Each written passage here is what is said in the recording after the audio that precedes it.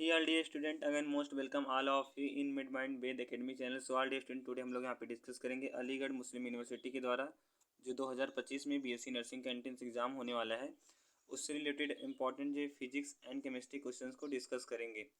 सो यहाँ पे जो हम लोग 40 क्वेश्चन फिजिक्स के डिस्कस करेंगे, कितने 40 क्वेश्चन और प्लस 50 जो हम लोग केमिस्ट्री के डिस्कस करेंगे। सो टुडे जो है ray optics and optical instrument वाले चैप्टर के एमसीक्यूज़ को यहाँ पे डिस्कस करेंगे। सो फर्स्ट क्वेश्चन दिया है यहाँ पे जो है the speed of light is maximum in a, तो जो लाइट होता है उसका स्पीड मैक्सिमम किस में होता है? ग्लास में, वाटर में, एयर में, वैक्यूम। तो स्पीड की जो लाइट की स्पीड होती है वह मैक्सिमम अधिकतम होता है वैक्यूम में, निर्वात में, वायु में। अगला प्रश्न यहाँ पे दिया है the focal length of a plane mirror is a, जो प्लेन मिरर होता है, समतल दर्पण होता है, उसका फोकल लेंथ क्या होता है? तो जीरो होता है कि इन्फिनिटी की 10 सेंटीमीटर की -10 सेंटीमीटर। तो जो फोकल लेंथ होता है उसकी जो प्लेन मिरर होता है, समतल दर्पण होता है, उसका फोकल लेंथ जो होता है वह इनफाइनाइट होता है। अगला प्रश्न यहाँ पे दिया है a convex lens is also called, जो कॉन्वेक्स लेंस का मतलब होता है उत्तल दर्पण। उत्तल दर्पण जो होता है उसे सदैव क्या कहा जाता है? तो जो कॉन्वेक्स लेंस होता है उसे सदैव diverging lens, converging lens, plane lens and none. So correct option हो जाएगा यहाँ पे हम लोग का ऑप्शन नंबर बी वाला, उसे कन्वर्जिंग लेंस कहा जाता है। अगला प्रश्न यहाँ पे दिया है द मिरर फार्मूलाज, तो मिरर का जो फार्मूला होता है वह होता है 1/f equal to 1/v plus 1/u। तो यहाँ पे अगर उसका जो है मतलब कि कौन सा लेंस है उसके अकॉर्डिंग जो है इस फार्मूले पे रख के जो है हम मिरर का कौन सा मिरर है मतलब वो पता हो, इसी फार्मूले पे रख कर जो इसके फोकस दूरी या हुआ है या फिर जो उसका वेलोसिटी हुआ या फिर जो है यू वाला हो गया, डिस्टेंस हो गया, तो उसको हम ज्ञात करते हैं। अगला प्रश्न है the magnification produced by a plane mirror, तो किसी समतल दर्पण के द्वारा उत्पन्न की गई मैग्निफिकेशन क्या होता है? 0, 1, इनफाइनाइट, -1। तो किसी समतल दर्पण के द्वारा उत्पन्न की गई जो मैग्निफिकेशन पावर होती है वह जो है 1 होता है। अगला प्रश्न है in refraction the bending of light is due to, refraction में जो लाइट का बेंडिंग होता है वह किसके कारण होता है? तो वह जो है चेंज इन डायरेक्शन के कारण भी होता है, चेंज इन स्पीड के कारण भी होता है, चेंज इन वेवलेंथ के कारण भी होता है। So option D correct option होगा, ऑल ऑफ दीज। अगला प्रश्न है power of a lens in dioptre is given by, तो किसी भी लेंस की जो पावर है डायोप्टर में दिया जाता है P इक्वल टू 1/f के द्वारा। तो यहाँ पे f क्या है? फोकस, और P क्या है? पावर है। बाकी हमें जब पता रहेगा फोकस तो इस लेंस के अकॉर्डिंग मतलब इस फार्मूले के अकॉर्डिंग हम लेंस की पावर को ज्ञात कर सकते हैं। अगला प्रश्न है unit of power of lens is, जो लेंस के पावर है उसकी यूनिट क्या है? तो वाट है, डायोप्टर है, न्यूटन, जूल। तो लेंस के पावर की जो यूनिट होती है वह जो है डायोप्टर होता है। ऑप्शन बी जो है करेक्ट ऑप्शन रहेगा, डायोप्टर। अगला प्रश्न यहाँ पे दिया गया है, थोड़ा सा मिनिमाइज कर लेते हैं। When light travel from a rare to denser medium it bend, जब प्रकाश जो है वह रेयर से मतलब कि विरल माध्यम से डेंसर मीडियम मतलब कि सघन माध्यम में जाता है तब वह किस तरफ मुड़ती है? तो वह जो है टुवार्ड नॉर्मल मतलब कि नॉर्मल की तरफ मुड़ जाती है। अगला प्रश्न है the lens use to correct myopia, मतलब कि मायोपिया जो कि जिसे हिंदी में जो है निकट दृष्टि दोष कहा जाता है, तो उसको ठीक करने के लिए, उसके ट्रीटमेंट के लिए कौन सा लेंस यूज करते हैं? तो उसको ठीक करने के लिए हम कॉनकेव लेंस यूज करते हैं। इसका मतलब होता है आई थिंक हिंदी में अवतल दर्पण। अवतल यहाँ पे क्या पूछा? लेंस पूछा ना, तो अवतल लेंस, दर्पण नहीं, यहाँ पे हम लेंस का यूज करेंगे, अवतल लेंस रहेगा, दर्पण नहीं। तो अगर आपको इसका ट्रिक याद करना है कि निकट दृष्टि दोष में कौन सा लेंस यूज किया जाता है, तो आपको नाम याद कर लेना है, अनिल। आ से हो जाएगा अवतल, या ला से हो जाएगा लेंस, और नी से हो जाएगा निकट दृष्टि दोष। अगला प्रश्न यहाँ पे दिया है the angle of incidence for which the angle of refraction is 90 angle is called, अगर रिफ्रैक्शन की एंगल 90 एंगल है तो उसके लिए जो एंगल ऑफ इंसिडेंस होता है वह क्या होता है? तो ब्रीस्टर एंगल होता है, क्रिटिकल एंगल की टोटल एंगल, तो उस वह जो है क्रिटिकल एंगल होता है, क्रांतिक कोण होता है।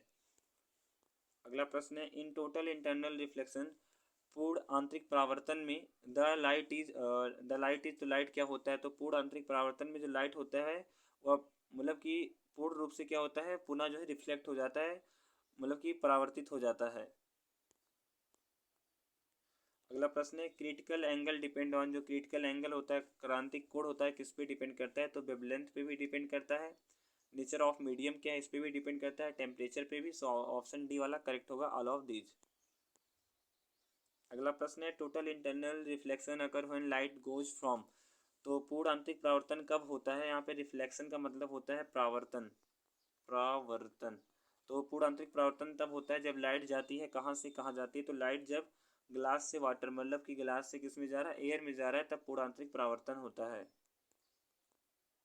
अगला प्रश्न है the focal length of a convex mirror is. किसी कॉन्वेक्स मिरर, मतलब कि कॉन्वेक्स का मतलब उत्तल दर्पण का जो फोकल लेंथ होता है वह क्या होता है? तो किसी भी उत्तल दर्पण का जो फोकस लेंथ होता है वह क्या होता है? निगेटिव होता है। यहाँ पे ऑप्शन बी जो है करेक्ट ऑप्शन है।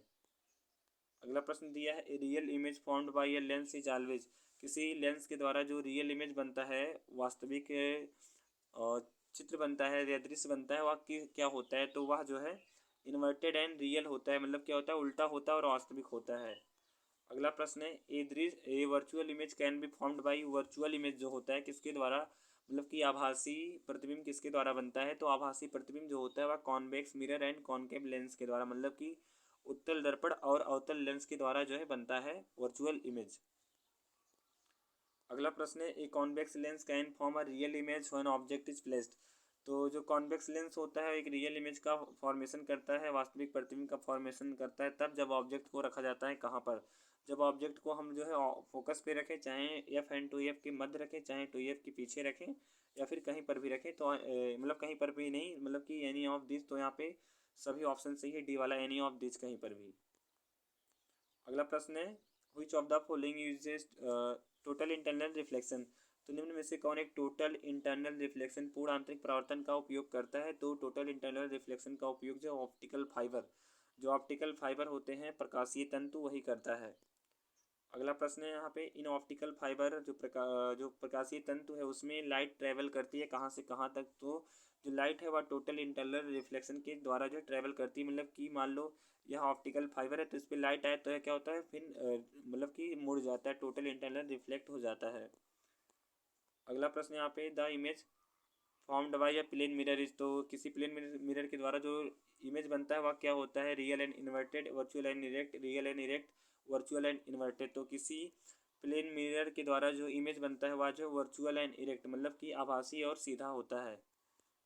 अगला प्रश्न यहाँ पे दिया गया है when an object is placed at 2f of a convex lens. जब किसी ऑब्जेक्ट को कॉन्वेक्स लेंस के उत्तल दर्पण की 2f फोकस दूरी पे प्लेस करते हैं तो इमेज कैसा बनता है? तो इमेज जो है वह 2f on the other side, मतलब कि बगल की साइड में, मतलब कि अन्य साइड में क्या होता है? 2f पर बनता है। अगला प्रश्न यहाँ पे दिया है a ray of light passing through the optical centre of lens. किसी लेंस के ऑप्टिकल सेंटर से जो लाइट की किरण पास होती है या पास होती है या फिर गुजरती हुआ क्या होता है? तो वह पूर्ण रूप से क्या होता है? पास हो जाता है बिना डेविएटेड हुए, मतलब कि विचलित हुए। अगला प्रश्न यहाँ पे पावर ऑफ कॉनकेव लेंसेज। तो कॉनकेव लेंस जो अवतल दर्पण है उसका पावर क्या होता है? तो उसका भी पावर निगेटिव होता है। अगला प्रश्न दिया है which device is used to view small object in biology lab. Biology lab में स्मॉल ऑब्जेक्ट, मतलब कि छोटे छोटे वस्तुओं को देखने के लिए या फिर ऑर्गेनिज्म को देखने के लिए कौन सा डिवाइस यूज करते हैं? तो हम लोग माइक्रोस्कोप यूज करते हैं। अगला प्रश्न यहाँ पे दिया है the instrument use to see distant object. तो यहाँ पे आपको सबसे पहले याद कर लेना है कि डिस्टेंस का मतलब होता है दूरी। तो दूर की वस्तुओं को देखने के लिए हम टेलीस्कोप का प्रयोग करेंगे, टेलीस्कोप। तो ऑप्शन बी जो है करेक्ट ऑप्शन रहेगा। अगला प्रश्न है द आई लेंस इज। तो आई का जो लेंस होता है वह क्या होता है? तो आई का लेंस जो है वह कॉन्वेक्स होता है, उत्तल होता है। सो ऑप्शन ई जो है राइट ऑप्शन रहेगा, कॉन्वेक्स लेंस। अगला प्रश्न है which mirror is used in vehicles as rear view mirror. तो जैसे कि यहाँ पे मान लो ये कोई बाइक है, तो बाइक का ये जो है शीशा वाला पोर्शन है, तो इसमें जो शीशा लगा रहता है तो पीछे की वस्तुओं को देखने के लिए या फिर गाड़ियों को देखने के लिए जो मिरर लगता है उसमें कौन सा लेंस यूज किया जाता है? तो व्हिच मिरर, हाँ, तो कौन सा मिरर यूज किया जाता है? दर्पण यूज किया जाता है। तो उसमें जो है कॉन्वेक्स लेंस, उत्तल दर्पण यूज किया जाता है। तो उत्तल दर्पण जो होता है कुछ इस टाइप का होता है। अगला प्रश्न है focal length of a convex lens is 25 centimetre then its power is a. कोई भी एक, मतलब कोई एक कॉन्वेक्स लेंस है उत्तल दर्पण जिसकी फोकल लेंथ 25 सेंटीमीटर, तो इसकी पावर क्या होगी? तो जब हम इसे मतलब कि हाफ डिवाइड करेंगे तो यह 4 डायोप्टर आ जाएगा। तो यहाँ पे बी वाला ऑप्शन सही रहेगा, 4 डायोप्टर। अगला प्रश्न है which of the following is not an optical instrument. निम्न में से कौन एक ऑप्टिकल इंस्ट्रूमेंट, प्रकाशीय उपकरण नहीं है? तो यहाँ पे करेक्ट ऑप्शन हो जाएगा ऑप्शन नंबर सी वाला, जो बैरोमीटर होता है। इससे हम एटमॉस्फेरिक प्रेशर, वायुमंडलीय दाब को मेजर करते हैं।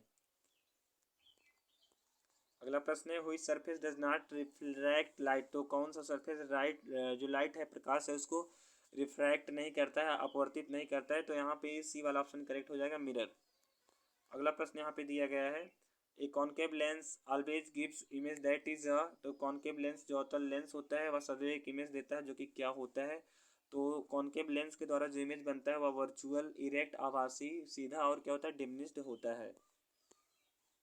अगला प्रश्न यहाँ पे है when white light passes through prism, जब मान लीजिए यहाँ पे एक प्रिज्म है, जब इस पे वाइट लाइट आके जो है गिरती है सफ़ेद प्रकाश, तो क्या होता है, तो यह अलग अलग क्या होता है, वर्ड विक्षेपण डिस्पर्सन हो जाता है, तो यहाँ पे बिबजियोर करके याद किया जाता है, बिबजियोर करके याद किया जाता है इसे। तो जब सफ़ेद प्रकाश जो है प्रिज्म से गुजरती है तो इस फिनोमेनन को डिस्पर्सन कहा जाता है, प्रकाश का वर्ण विक्षेपण कहा जाता है। अगला प्रश्न है इन माइक्रोस्कोप, माइक्रोस्कोप में magnification is the product of, जो मैग्निफिकेशन होता है आवर्धन और किसका संयुक्त रूप होता है, तो यह जो है आई पीस एंड ऑब्जेक्टिव लेंस का क्या होता है, मैग्निफिकेशन पावर होता है, प्रोडक्ट होता है। अगला प्रश्न है the image in a convex mirror is always, तो किसी कॉन्वेक्स मिरर में जो इमेज होता है वह सदैव क्या होता है, तो वह रियल एंड इन्वर्टेड होता है, वर्चुअल एंड इरेक्ट, तो वह जो वर्चुअल एंड इरेक्ट होता है। अगला प्रश्न है which lens is thicker at the edge, कोई लेंस जो कि किनारे पे पतला होता है और सेंटर के अपेक्षा क्या होता है किनारे पर पतला होता है, तो कौन सा लेंस है, तो वह जो है कॉनकेव लेंस है। अवतल दर्पण, अवतल दर्पण एक ऐसा अवतल सॉरी यहाँ पे दर्पण बोल दिया मैंने। अवतल लेंस एक ऐसा लेंस है जो कि किनारे पर क्या होता है, मोटा होता है, बट सेंटर की अपेक्षा क्या होता है किनारे पर मोटा होता है। अगला प्रश्न दिया है if the image is real, यदि प्रतिबिंब जो है रियल है, वास्तविक, इन्वर्टेड, उल्टा है और समान आकार का है, तब ऑब्जेक्ट क्या होगा, तो ऑब्जेक्ट जो होगा वह सेंटर ऑफ कर्वेचर पर होगा। अगला प्रश्न यहाँ पे दिया है which instrument has both objective and eyepiece lens, तो किस ऑब्जेक्ट व्हिच इंस्ट्रूमेंट, किस इंस्ट्रूमेंट में जो objective and eyepiece lens दोनों प्रकार के लेंस होते हैं, तो जो माइक्रोस्कोप होता है, माइक्रोस्कोप का फिगर कुछ इस टाइप का होता है, आप लोग को भी पता होगा। तो जो माइक्रोस्कोप होता है तो इसमें जो लेंस होते हैं आई पीस लेंस और ऑब्जेक्टिव लेंस, वह जो है यहाँ पे पूछा क्या व्हिच इंस्ट्रूमेंट है, जो माइक्रोस्कोप होता है उसमें जो ऑब्जेक्टिव और आई पीस लेंस दोनों प्रकार के प्रेजेंट होते हैं। अगला प्रश्न दिया है real image can be captured on, तो रियल इमेज किसके द्वारा कैप्चर्ड किया जाता है, तो रियल इमेज जो है स्क्रीन पर कैप्चर्ड किया जाता है। अगला प्रश्न यहाँ पे जो कि लास्ट क्वेश्चन है यहाँ पे which lens is used to converge ray, तो किस लेंस का उपयोग जो है रे को, किरण को कन्वर्ज करने के लिए किया जाता है, तो यहाँ पे जो है कॉन्वेक्स लेंस का उपयोग करते हैं, उत्तल दर्पण का उपयोग हम लोग करते हैं। तो चलिए अब यहाँ पे हम लोग जो 50 MCQ डिस्कस कर लेते हैं जो कि केमिस्ट्री का है।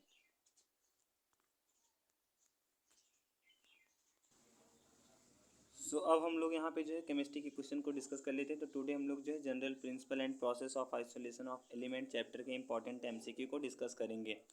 यहाँ पे जो फर्स्ट क्वेश्चन दिया गया है the process of extraction of metal from its source, किसी भी मेटल या धातु को उसके अयस्क से निष्कर्षण करने की प्रोसेस को क्या कहते हैं, तो उसे जो है मेटालर्जी कहा जाता है। ऑप्शन यहाँ पे जो है बी वाला करेक्ट ऑप्शन रहेगा, मेटालर्जी।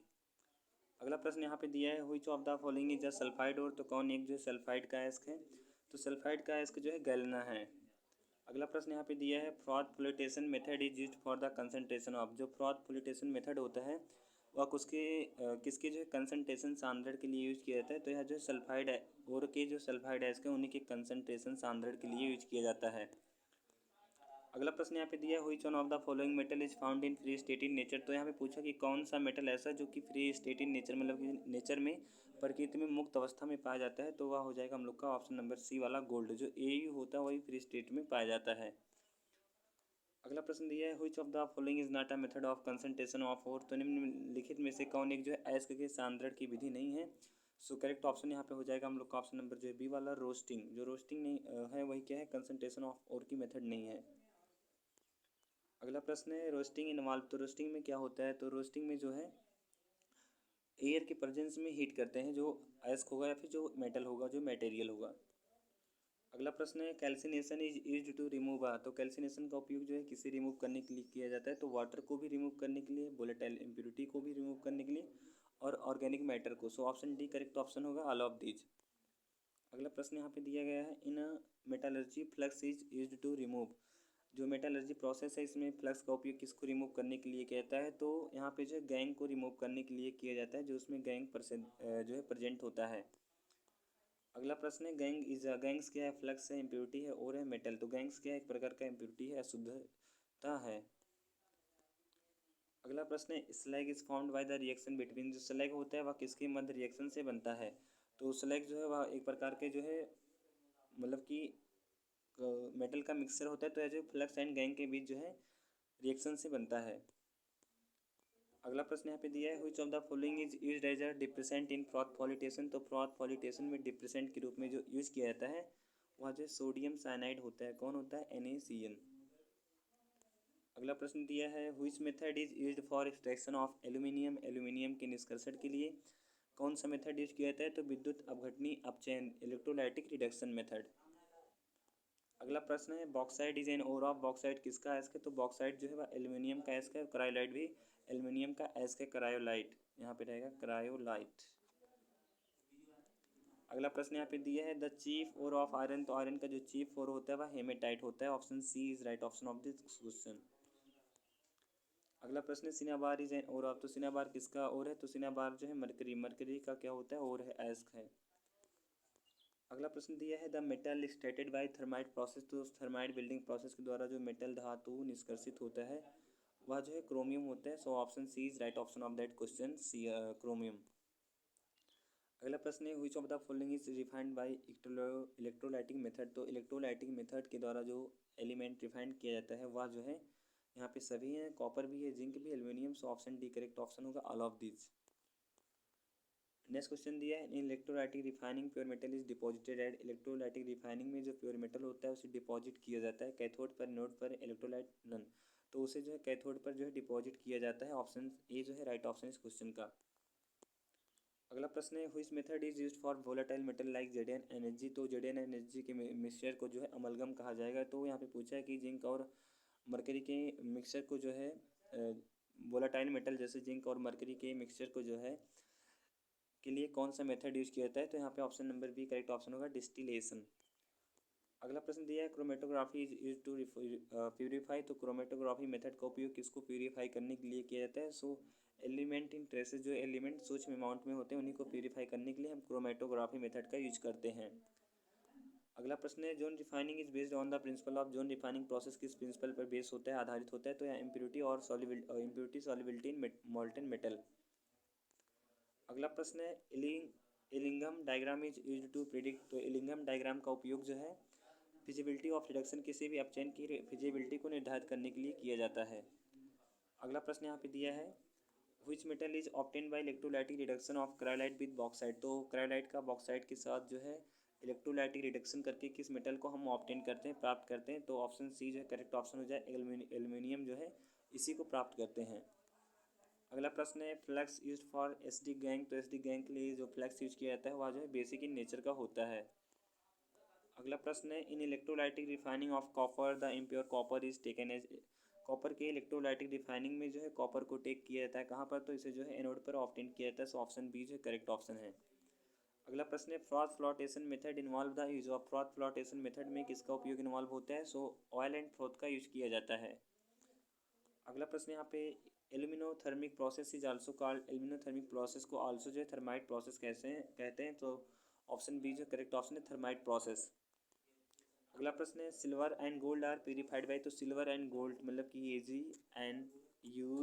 AgAU जो होता है गोल्ड, इसको प्यूरिफाई किया जाता है क्यूपेलेशन प्रोसेस के द्वारा। अगला प्रश्न है पिग आयरन कंटेन। तो पिग आयरन को जो है कच्चा आयरन भी, हीरा आयरन भी कहा जाता है, कच्चा लोहा भी कहा जाता है। इसमें 92 से 95% आयरन के प्रेजेंट होते हैं। अगला प्रश्न है which is not an ore of zinc. तो जिंक का कौन एक ओर नहीं है? तो जिंक का जो ओर नहीं है वह पायरोलुसाइट नहीं है, बाकी तीनों हैं यहाँ पे। अगला प्रश्न है in zone refining the pure metal is obtained. Zone refining में शुद्ध धातु को कहाँ पे प्राप्त करते हैं? तो इसे हम जो है at the starting of reaction, reaction के स्टार्टिंग में ऑब्टेन करते हैं। अगला प्रश्न दिया है the metal that can be extracted by carbon reduction. Carbon के अपचयन के द्वारा कौन सी मेटल एक्सट्रैक्ट की जाती है? तो वह हो जाएगा हम लोग का ऑप्शन नंबर बी वाला, आयरन। अगला प्रश्न है in electrolytic reduction the anode is made up of. Electrolytic reduction में एनोड जो है वह बनता है जो है इनर्ट इलेक्ट्रोड के रूप में। अगला प्रश्न है which is use as a leaching agent for bauxite. Bauxite के लिए लीचिंग एजेंट के रूप में किसका उपयोग करते हैं? तो sodium hydroxide it is use for leaching agent as a bauxite. It is use as a leaching agent for bauxite, ऐसे रहेगा, सॉरी। अगला प्रश्न है मेटल रिफाइंड बाय डिस्टिलेशन, तो डिस्टिलेशन प्रोसेस के द्वारा जो मेटल रिफाइंड होता है वह जो है जिंक होता है, Zn। अगला प्रश्न यहाँ पे दिया है during extraction of iron limestone is act है, तो लाइमस्टोन जो कैल्शियम ऑक्साइड होता है CaO, इसी को लाइमस्टोन कहा जाता है। तो आयरन के निष्कर्षण के समय, एक्सट्रैक्शन के समय जो लाइमस्टोन होता है वह किसकी तरह व्यवहार करता है, तो यह फ्लक्स की भांति व्यवहार करता है। अगला प्रश्न है cryolite is used in the extraction of aluminium to, तो क्रायोलाइट जो है एल्यूमिनियम के निष्कर्षण में यूज किया जाता है, जो कि रिड्यूस मेल्टिंग पॉइंट, मतलब कि मेल्टिंग पॉइंट को रिड्यूस करता है और एक्ट एज अ फ्लक्स, और फ्लक्स के रूप में कार्य करता है। अगला प्रश्न है, सो यहाँ पे ऑप्शन डी करेक्ट ऑप्शन है, बोथ ए एंड बी। अगला प्रश्न यहाँ पे जो blister copper is a, blister copper क्या है, तो वह 100% प्योर कॉपर है कि 95 से 99%। तो ब्लिस्टर कॉपर जो होता है उसमें 95 से 99% प्योर कॉपर प्रेजेंट होता है। अगला प्रश्न है the metal which is not reduced by carbon, carbon के द्वारा कौन सा मेटल रिड्यूस नहीं होता है, तो वह हो जाएगा aluminium, aluminium is not reduced by carbon. अगला प्रश्न है zone refining is used for purification of, तो जोन रिफाइनिंग का उपयोग हम किसके प्यूरिफिकेशन के लिए करते हैं, सो यहाँ पे ऑप्शन सी करेक्ट ऑप्शन होगा, सेमीकंडक्टर, सेमीकंडक्टर्स में जो सिलिकॉन प्रेजेंट होता है एज अ मेटल के रूप में। अगला प्रश्न यहाँ पे दिया है a naturally occurring material containing metal is called, कोई प्राकृतिक रूप से उपस्थित मटेरियल जिसमें मेटल उपस्थित होता है उसे क्या कहते हैं, तो उसे मिनरल कहा जाता है, खनिज। अगला प्रश्न है leaching is used for the concentration of, leaching का उपयोग किसके सांद्रण के लिए किया जाता है, तो लीचिंग का उपयोग जो है सॉल्युबल ओर के जो है सांद्रण के लिए किया जाता है। अगला प्रश्न है Fe2O3 is reduced to Fe by, तो Fe2O3 जो है इसका जो है Fe2O3 जो है वह Fe के द्वारा, आयरन के द्वारा रिड्यूस होता है स्मेल्टिंग प्रोसेस के द्वारा। अगला प्रश्न है एन एग्जाम्पल ऑफ ऑक्साइड ओर, तो ऑक्साइड ओर का एग्जाम्पल क्या है, तो ऑक्साइड ओर का जो एग्जाम्पल हो जाएगा वो हो जाएगा हम लोग का ऑप्शन नंबर ए वाला बॉक्साइट। अगला प्रश्न है sodium metal is extracted bye, sodium metal को निष्कर्षित किया जाता है, तो सोडियम मेटल को जो निष्कर्षित किया जाता है वह electrolysis of molten NaCl, गलित NaCl के विद्युत अपघटन से। अगला प्रश्न है फ्लक्स इज अ गैंग, तो फ्लक्स प्लस गैंग का मिक्सचर जो है वह स्लैग कहलाता है, सो ऑप्शन बी जो है करेक्ट ऑप्शन है।